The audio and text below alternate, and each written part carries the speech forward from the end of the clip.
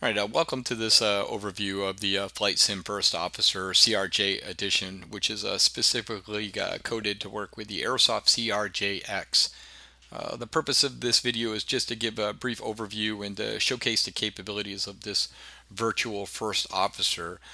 With that in mind, let's go ahead and take a look at the primary interface for FSFO. Beginning from left to right, we have crew message. Which is an option to have the first officer interact with your virtual passengers. Specifically during the taxi phase of the flight, the co-pilot will welcome the passengers aboard. The message is dependent on upon the weather. When the aircraft reaches its cruise altitude, the co-pilot will advise the cabin. If you don't want to hear any messages from the cabin, you can go ahead and select this to the off position. The next option is the navigation select. This allows the first officer to engage nav select when the aircraft reaches the altitude you designate via the user configuration engage LNAV option. So here you can see it's set to 800 feet. So when the aircraft reaches 800 feet above ground level on the takeoff phase, the pilot in command would instruct the co-pilot to engage LNAV. As you can see though here, we have this unselected, but we have a value in this box. So in this situation, what would happen is the co-pilot would engage heading select BICE nav mode. This is useful for when you depart airports that require ATC vectors to your first waypoint. If any of you have flown out of Chicago O'Hare, you'll know that all the departures there are vectored departures. So that's why that option exists. If you don't want the co-pilot to engage nav or heading select, you can just set this to 0. Okay, the next option is the APU. The APU option instructs the co-pilot to start the APU during the safety checklist. If this option was not selected, what would happen is the co-pilot would ask the pilot in command to go ahead and connect the ground power unit via Dave. For this flight though, since it's going to be a quick tutorial, we're going to have the co-pilot set APU during the safety checklist. The next option is the first flight. If you review the tutorial flight, which is the volume 3 provided by Aerosoft, you'll notice there are several systems that needed to be checked when the aircraft initiates its first flight of the day. What FSFO will do is it will go ahead and look at the power state configuration at the time of connection. If it's in a cold and dark state, which it is here, it will assume it's the first flight of the day, and thus it will perform those system checks required by the tutorial. I'm going to go ahead and leave this unchecked, so you'll see it automatically engage once we hit the connect button. The next option is the voice. This is a relatively new feature for the Flight Simulator First Officer lineup. What this allows you to do is to give your first officer commands via voice. If this option is enabled, there are certain things that you need to be aware of. We're going to go ahead and enable it for this flight. When enabled, the auto checklist flow option is automatically disabled. I'm going to go ahead and leave this connected right now, and you'll see when we connect it, this will be disabled. Real quick, brief description of the auto checklist flows. It allows the pilot in command to instruct the co-pilot to initiate certain checklists based on certain parameters from inside the cockpit. So you don't have to hit any buttons. You don't have to select outside of the menu to click to start here. It will simply do that for you. For example, to initiate the originating checklist, you would just set the passenger signs to auto or on. To initiate the before start checklist, you would simply close the doors. To initiate the after start checklist, the engine simply will stabilize and then it will start. To initiate the takeoff checklist, you just have to accelerate the aircraft so it surpasses 10 miles per hour. To initiate the before checklist, you have to initiate the strobe lights or turn these strobe lights on, excuse me. However, since voice is used, this option will be disabled automatically. Because FSFO will just assume that you will want to call those checklists via voice instead of specific parameters being met. Also, if you open your user configuration, all those items identified via asterisk will be disabled as well while voice is enabled. For an example, you see managed flaps here has an asterisk.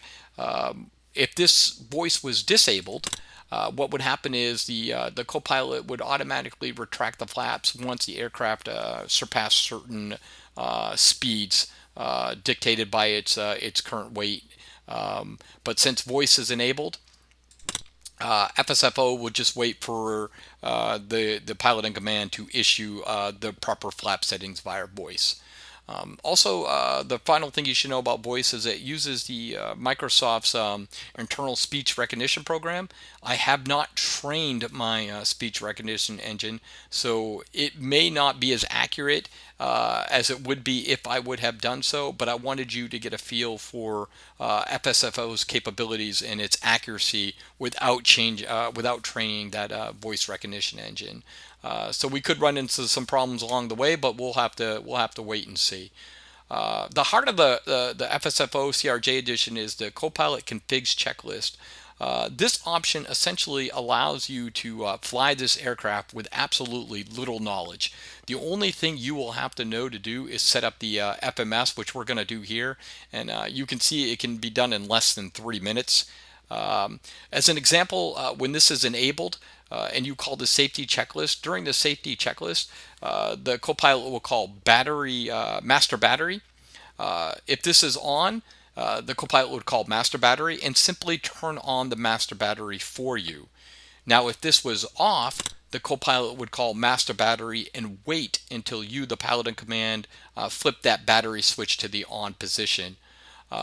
All the systems are configured according to the tutorial provided by Aerosoft. So if you want to know the correct configuration for each setting per specific checklist phase, just simply refer to Volume 3 of the documentation provided by Aerosoft. But again, this option right here allows you to fly this aircraft with very little to no knowledge. Okay, the final setting is the Copilot Master setting. This allows you to suspend all FSFO actions, which can be useful for, let's say, if you're on the BATSM network and you're trying to communicate with a air traffic controller. The last thing you need is for your first officer to be talking into your ear while you're trying to accomplish certain tasks. So you can simply quickly suspend those actions by deselecting that and then return FSFO to its functionality by clicking that button. Okay, so now that we have a brief overview of the buttons on the main GUI here, let's go ahead and set up a flight. Unfortunately, Aerosoft doesn't expose too much of the FMS data, which means FSFO will need certain information in order to calculate certain flight parameters like distance to the destination airport, distance to top of descent, and so on. To do that, all you have to do, is open a flight plan, and this could be any FSX or P3D flight plan. Here today we're going to fly from Bangor International to Logan International. Just hit open. It will open a flight plan. It will populate the boxes and then give you the option to go ahead and upload the flight plan into your flight simulator. I use this because I find it useful while using HiFi's Active Sky. I have that particular software set up so it will automatically detect anytime a flight plan is loaded in Flight Simulator, and it will abstract that into its software for use. So this kind of saves me an extra step, so I don't have to upload that briefing into Active Sky. So I'm going to go ahead and click yes. And then I'm going to select my departure runway, which is runway 33, and my arrival runway is 27. Now these are really only useful if you use the manage autopilot option. What the manage autopilot option does is it go ahead and it sets your heading and your altitude during the before takeoff checklist. Of course, in order to do that, the Copilot needs to know which runway you're going to be taking, so it can go ahead and set the heading bug. You'll also need to set the runways if you use the VATSIM generated messages. What that basically does is if you click that button right there, it will generate a message which you can and automatically copy it to your Windows clipboard, so you can simply paste it into whatever client you're using when on Unicom. That's the only time you would really need to populate the runways. If not, just go ahead and skip that particular step. I'm going to go ahead and reset my planned altitude to 22,000. This box right here is for your to identify what your missed altitude is. What that enables is during the landing checklist, the co-pilot will go ahead and set the missed approach altitude based on whatever value you put in here. I'm going to leave that for now because it's not really relevant for our tutorial flight here. Next, I'm going to just go ahead and set some V speeds. I'm just going to hit the average V speed button, and it's going to pre-populate some of the data for us. Of course, once we actually load the fuel and the payload into the aircraft, we'll get more finite numbers. But for now, let's just leave them there. FSFLO will also allow you to load your payload and fuel directly into your aircraft. I like Dave, but I find it's a payload feature to be lacking. So this option right here gives us that capability. So what I'm going to do is I'm going to load let's load 12,000 pounds of payload and let's load 9,000 pounds of fuel into the CRJ-X. As you can see, we're not connected right now, so we won't be able to load that in directly, but we can save it. And what that will do is once we connect, it will go ahead and load that data into the sim. All right, so we're all set here. Let's go ahead and get out of that, and let's go ahead and connect FSFO to P3D. Here's the load sheet, Captain. Okay, as you can see, the payload has been loaded into our aircraft, and the flight plan has been loaded into the flight simulator GPS, which shouldn't be confused with the FMS for Aerosoft. So we will have to program that. Okay, so we're all set and we're ready to go. Since we have voice on, we'll have to initiate the checklist via voice command. We can do this by saying simply saying safety checklist, or let's get started. Let's get started.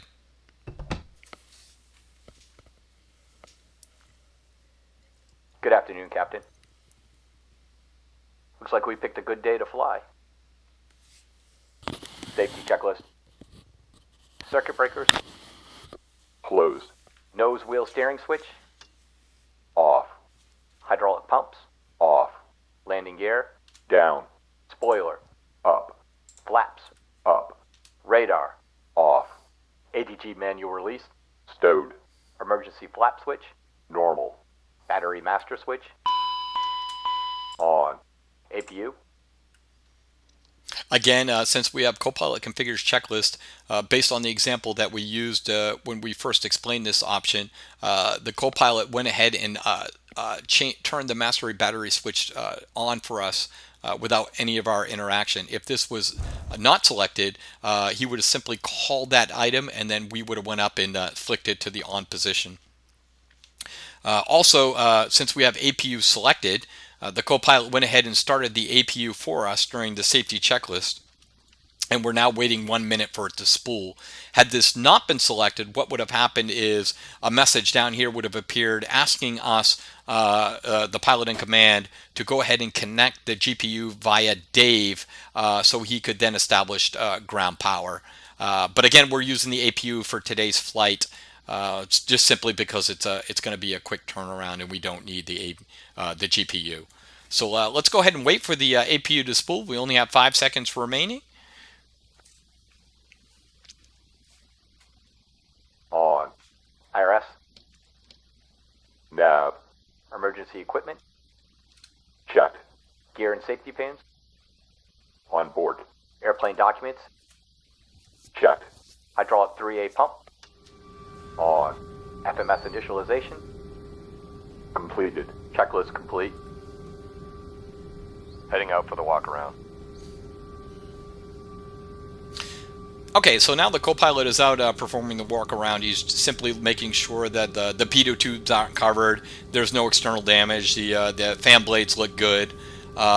This is a good time for the pilot in command to do to program the FMS and to set the V speed. So let's go ahead and do that now. And as a reminder, A tutorial for the CRJ-X is a little bit beyond the scope of this video, but let's go ahead and do the FMS just so you can see how easy this aircraft is to set up. So let's go ahead and start by the position initialization page. We have to let the computer know where we're located so it can align its GPS. We're currently at Bangor International, which is Kilo Bravo Golf Romeo. Okay, so that's initialized. Next, just simply follow the prompts down here. So we're going to go ahead and put the flight plan in now, which is KBGR Bangor to Logan, which is KBOS Kilo Bravo Oscar Sierra. Our first waypoint is Augusta Alpha Uniform Golf.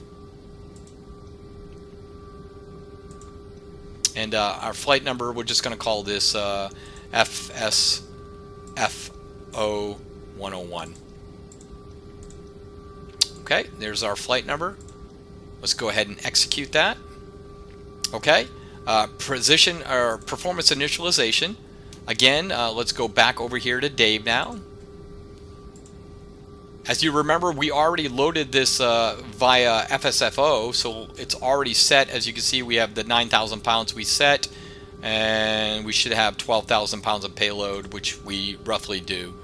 So the center of gravity and the trim looks good. I'm going to go ahead and copy that over to the performance initialization page, and it's all there. I'm going to set our altitude to 22,000 feet, which is our planned cruise altitude today. Execute that, and everything else looks good. Let's go ahead and set our departure, which is the Bangor 3 departure, runway 33. Execute, and our arrival is going to be ILS 27, Ocean 4, and an E&E transition. Execute that. Then we'll look at the legs page just to make sure that there are no discontinuities or anything abnormal. And there's not. This flight plan looks good. Okay, so as you can see, this is a vectored approach out of Bangor today, which means we won't have the nav select option set. Had we not been using voice, what this would mean was the pilot in command would then select or command the first officer to select heading select once the aircraft reached 800 feet. But of course we're using voice, so we're going to have to do that ourselves today. Okay, so let's go ahead and go back and set our V-speeds. It's going to be a flaps 8 takeoff today. As you know, Bangor International has a runway that's almost 2 miles long, so flaps 8 will suffice. Let's go ahead and set the takeoff within the CRJ to set all of our heading bugs, which you can see are now done. Now let's go to the briefings page, and we will go ahead and set the final V1, VR, and V2 speeds.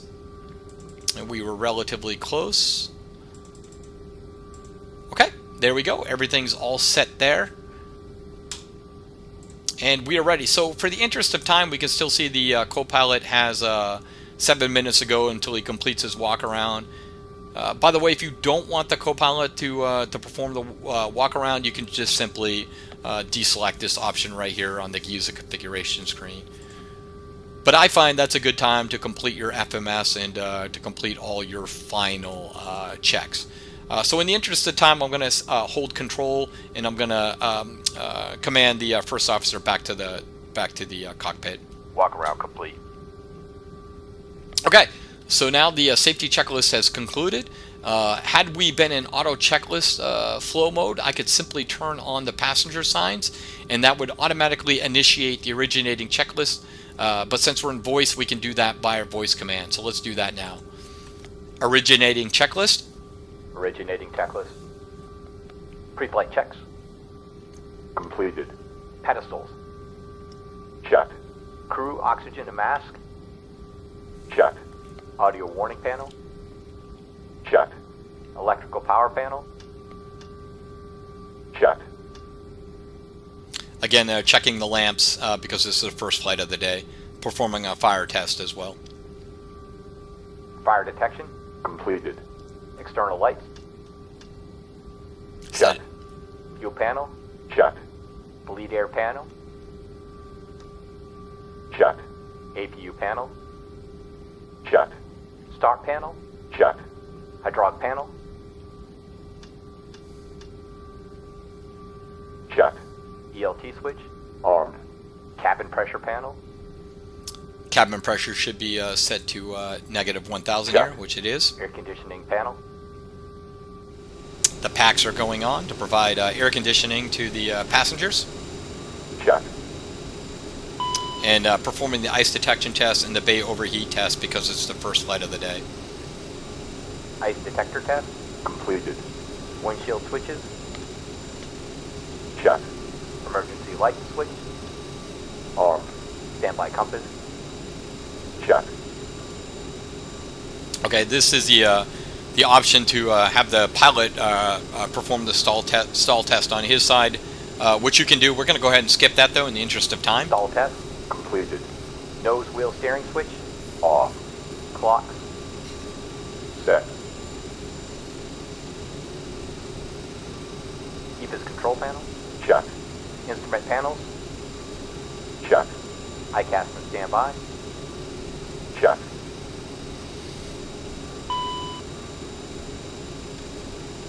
Anti-skid test. Completed. Viewer bay overheat.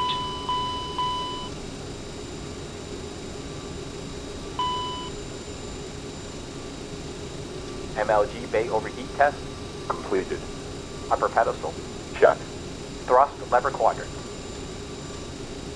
Check. Avionics and radio.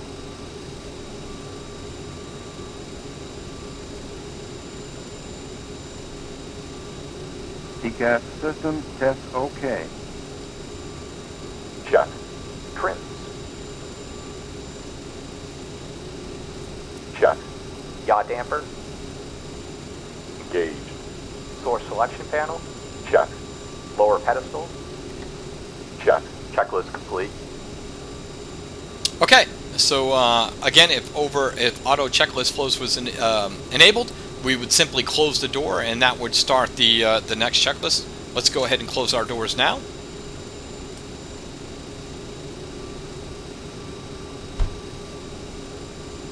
And call up the next checklist via voice command. Captain, the cabin is secure. All passengers are aboard. Before start checklist, Before start checklist. Pre-flight checks. Completed. Passenger sign. On.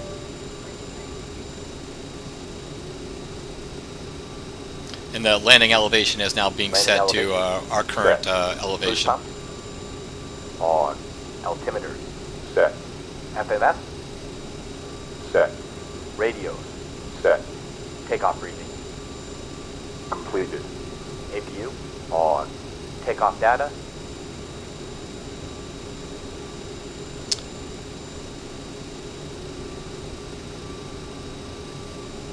Again, the co-pilot is setting their the autopilot based on what we told them during the Doors briefing. Closed. So the altitude was set to On. 22,000 Fuel feet and heading to 333. On. Hydraulic pump. On. Parking brake. As required. Checklist complete. You should also note that during the radio call, the co-pilot automatically set your transponder to 2200. That's done again if flying on the VATSIM network. You don't want to fly a VFR 1200 if you're flying an IFR flight. The virtual co-pilot won't he won't adjust that if it's set to anything other than 1200. So if it's set to anything other than 1200, he'll just leave it and move on to the next checklist item. Okay, so you can even have the first officer start the engines for you via voice command. There is one thing you should note, though, if you're using a hardware throttle. The Aerosoft CRJ, the hardware throttle will override whatever setting you attempt to do within the simulator. So in order to have the co-pilot start the engines, you're going to have to move the throttle on your hardware slightly ahead a little bit, just so the fuel mixture can be turned on. Let's go ahead and start those engines now via voice command. Start engines. Starting 2.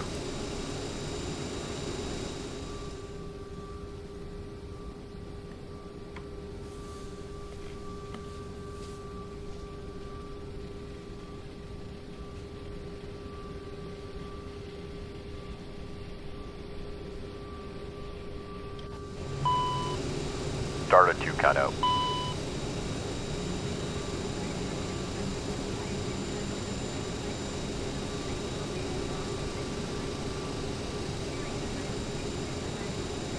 Again, the fuel valve test is required because it's the first flight of the day. Starting 1.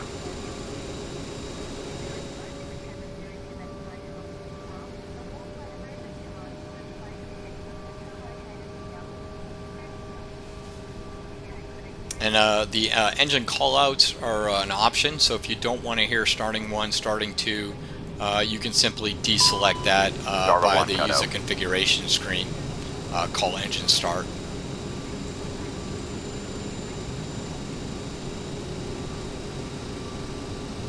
Okay, well, we're just going to wait for the engines to stabilize. All Again- engines stable.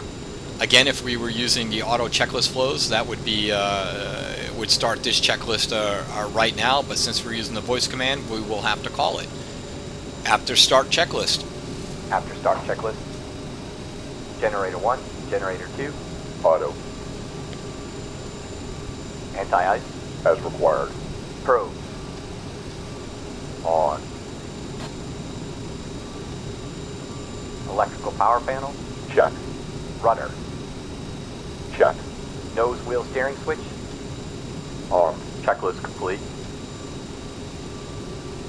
Okay, you'll notice during the checklist, the Copilot stopped the APU, which is the opposite of what the tutorial requires you to do. If you look at the Aerosoft tutorial, it requires the APU to be stopped during the climb checklist.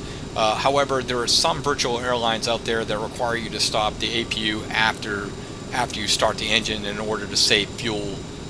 So that option was provided in here. Up here in the global configurations or global options, you can shut down the APU after start.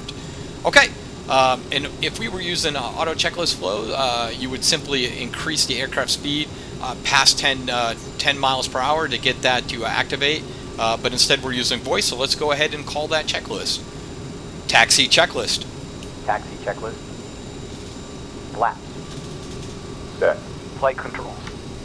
Okay, for the flight controls, just simply move your yoke full left, Full left, full right, full right, full back, full up, and full forward. full down. Check. Trims. Check. Thrust reversers. Armed. Flight instrument. Check. FMS. Auto tuned. Brake temperature. Check. Checklist complete. Okay, let's go ahead and, since we're already on the runway, we can just call the next checklist. If you were using the auto checklist flows, again, you would just simply switch on the strobe lights, and that's how you would initiate that automatically, but we're using voice command. Before takeoff checklist. Before takeoff checklist. External light. Set. Fuel crossflow. Set. Ignition and anti-ice. As required. Flight attendant. Advised. Transponder. On. Weather radar. As required. CAS. As required. Checklist complete. Okay, you see you have the option up here for to just simply hit Control T to have the first officer initiate takeoff power. We can do that by a voice command, which is what we are going to do. So let's go ahead and instruct him to do so. Takeoff power. Takeoff power.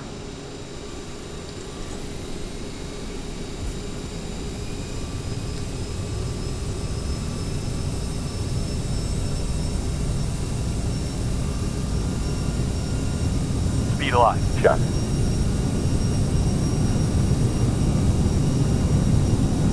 Knots. Check.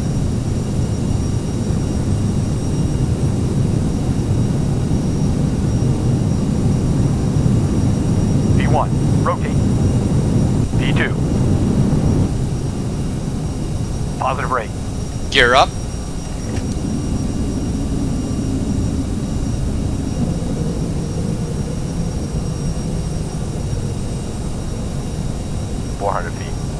Speed mode. Speed mode engaged. Heading select. Heading select engaged. Acceleration altitude. Climb power. Climb power.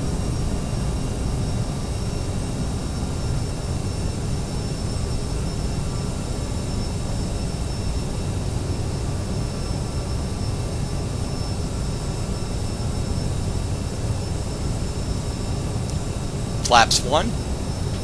Flaps 1. Autopilot on. Flaps up. Flaps up.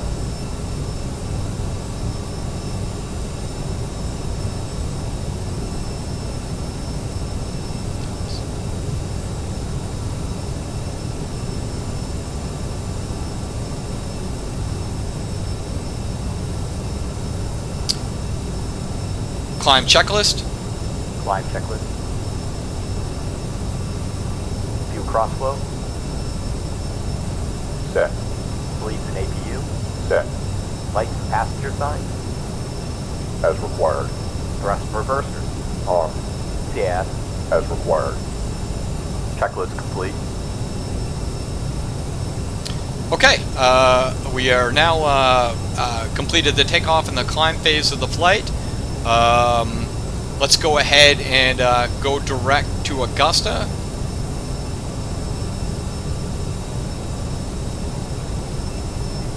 Okay, and let's go ahead and gauge a nav.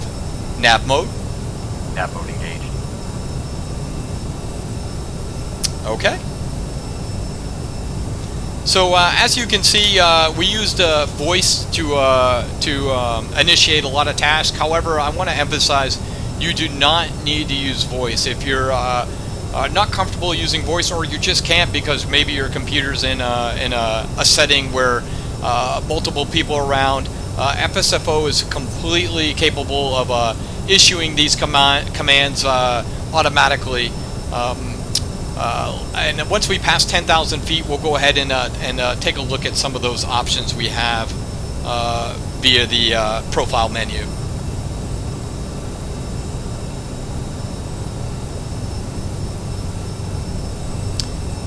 While we're waiting, let's go ahead and explain some of these options down here. So as you can see, we have 171 miles to go to our destination, which is Logan International. It's 108 miles to our top of descent. Of course, these values are only possible because we imported a flight plan via the briefing menu here. These would be set to 0 if we did not import that flight plan. Our current FSU IPC version is 5.1.5.1. There may be times where you'll need to upload that, and I might ask you what current version you're running, and this is where you would refer to. If you want to know what your co-pilot is up to, simply refer to this right here. That will give a description of what task he is performing. And this is the current version of the software. We're currently on 1.3, which is a brand new build. This is actually a beta test for that, so it's going quite well right now.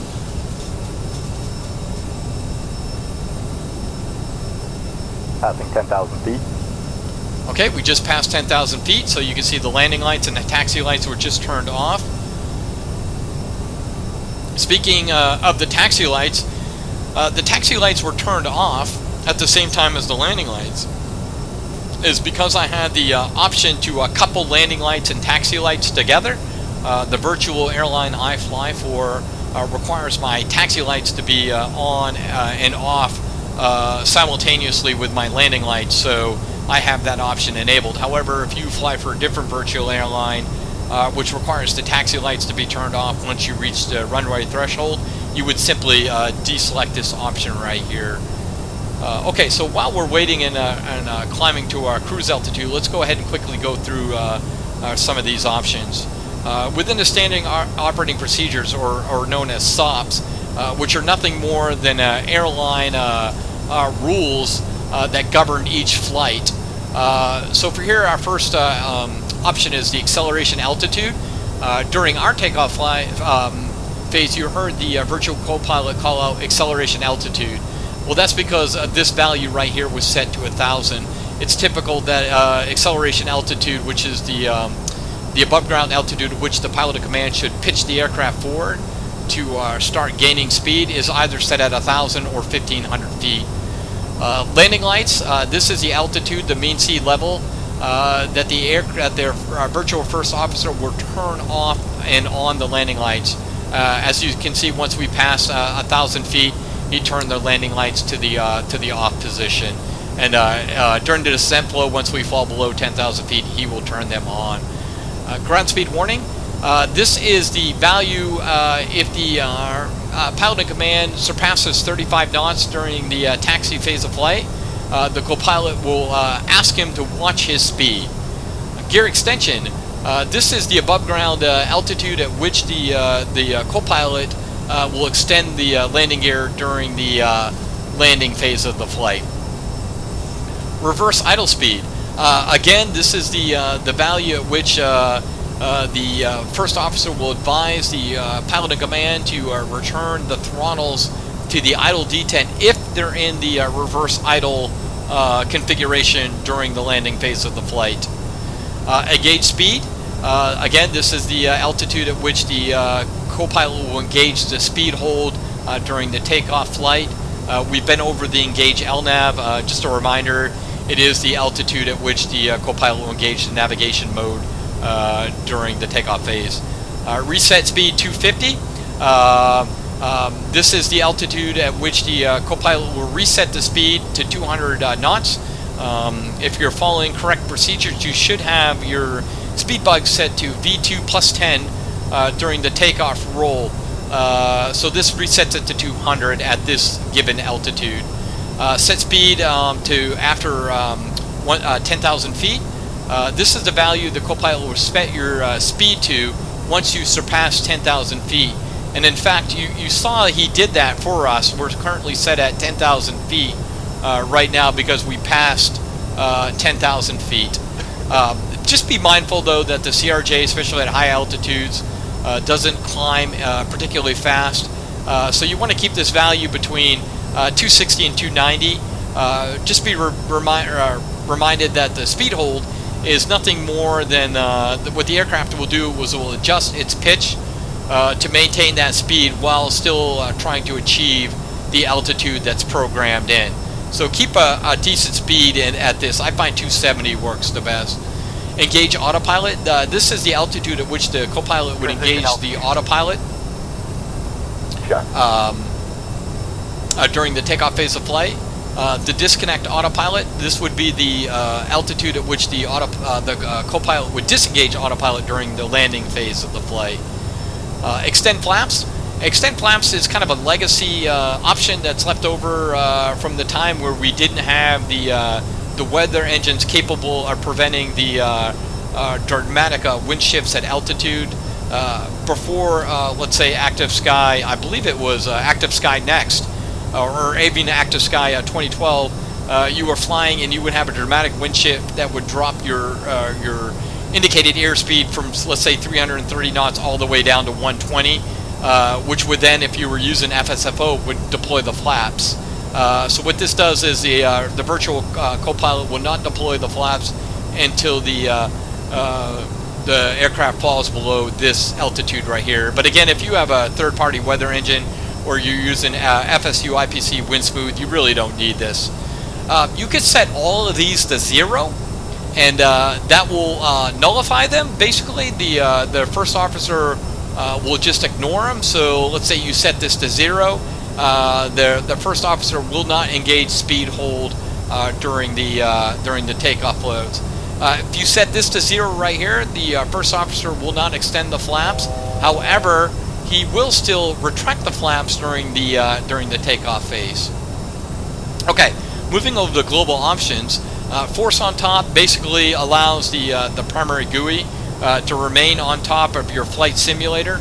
As you can see, it is here right now. It's the force on top option that allows it to do that. Enable quick buttons. That basically allows you to use Control 3 will move your checklist forward. Control 1 will move it backwards. Control 0 will execute the checklist. So that's enable quick buttons. Excuse me. Pause at top of descent. Essentially, if you have this enabled, the co-pilot will pause your simulator once this reaches 0.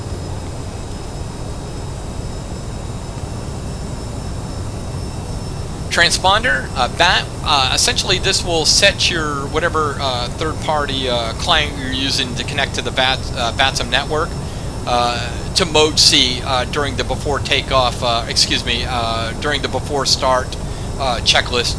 Essentially this is required so the air traffic controllers can see where you're at the career on the aerodrome. If you don't have this enabled, the co-pilot would set your transponder to mode C during the before takeoff checklist. The auto checklist, that basically enables the auto checklist flows, and we've kind of discussed that already. The auto save location, what this will do is will automatically save your aircraft location during the shutdown checklist. So what that will allow you to do is then go ahead and you can load your location via the briefing tab to whatever the last location you saved your aircraft was. So if you wanted to reset your aircraft to the last gate you were parked at, you could do that via this option right here. Shutdown APU after start, we already discussed that. The show FS message, basically if you had this set at a value other than 0, these messages that are being displayed right here would be displayed in the flight simulator menu. Checklist pause, that is essentially the amount of time that surpasses between the co-pilot calling the checklist and him executing it. So it's set to 1. I find that to be optimal. Another thing you'll notice, you'll see that the throttles are being adjusted for you manually by the co-pilot. That's because we have this option right here enabled. We are instructing the virtual co-pilot to go ahead and manage the cruise thrust.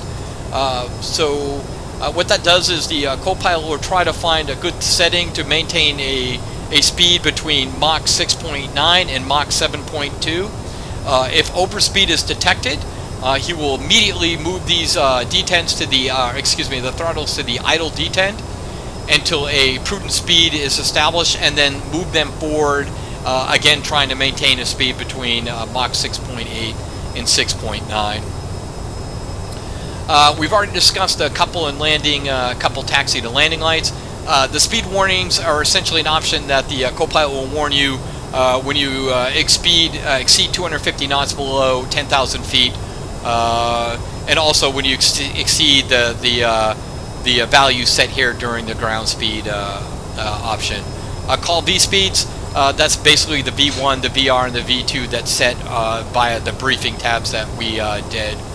Co-pilot on, we already discussed that. That's the co-pilot master. You can quickly select that on or off, whatever you choose. There's 2 different options to hear flight deck messages. Flight deck message 1 and flight deck message 2. From the flight deck again, we've reached our cruising altitude. The air looks pretty good up here, so we're going to go ahead and turn off the seatbelt signs. However, for those of you who remain in your seats, please keep your seatbelts fastened, as turbulence is unpredictable.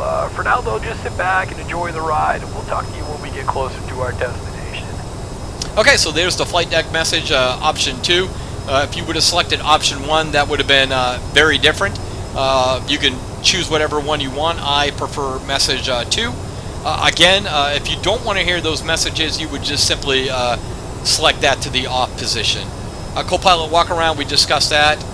The co-pilot welcome message, if you remember when we connected Flight Sim First Officer, we were greeted with a welcome message and a quick statement about the weather. If you don't want to hear that, just deselect that. Manage gear, if voice is not enabled, the co-pilot will extend and retract the landing gear for you. Manage barometer, the co-pilot will set the barometer to the outside pressure. He will also set it to standard when passing above or below the transition altitude. Call engine start, that's the what you heard when we had the co-pilot start the engines. You will hear engine 2 cut out, engine 1 cut out, all engines stable. Monitor systems, you might have heard the co-pilot say speed mode engaged, heading select engaged, flaps 1. That's because we have monitor systems. If you don't want the co-pilot to give you system status, just go ahead and deselect that. APU power, we already talked about that. That's the APU setting here, which instructs the co-pilot to set the APU during the safety checklist. Manage ILS, you really don't need that.